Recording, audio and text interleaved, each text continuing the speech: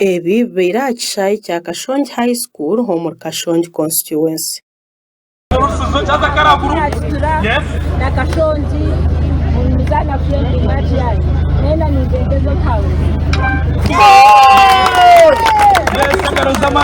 Omupiira gubeire hagati ya Kitura FC na Kashongi FC kandi ekigendererwa ky'omupiira ogwo n'okutunguura eby'entaranta omu district.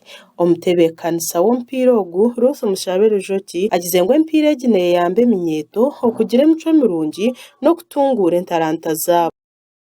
kandi emizaano egi okwihaho okukora exercise nebatamu na discipline na accountability buri muntu akamanya toko teja practice n'ekyabaho nahabwe ekirungi ebirimu nimbaraganisa kandi nimpamya nija kutunga omugisha gw'okweyongyeraho kushyira ekinareebera izooba kandi kwetooroora omu ishaza ryona erya Kashongi n'erya Nyabushozi bari mu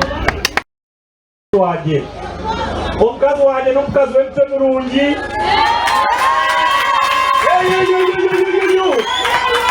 kandi turateine emicwe mirungi ngabere tamushendekereize n'omwana w'omwesigwa nagamba amazima kandi taruhunga kandi tarubahemukaho.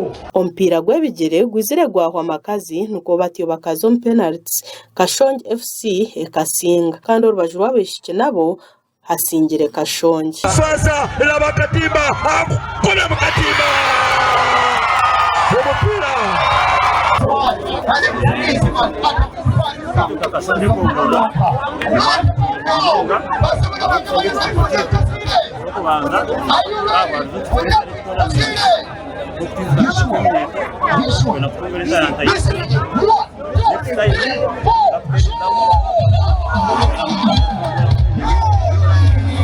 batera no barabe bamusinga musana penalty kunga basamu play game kunga chepsku burumbia aloluza na win it's fine. Bwanyuma y'emizaano habaire habeshongozi abacamwira abandi.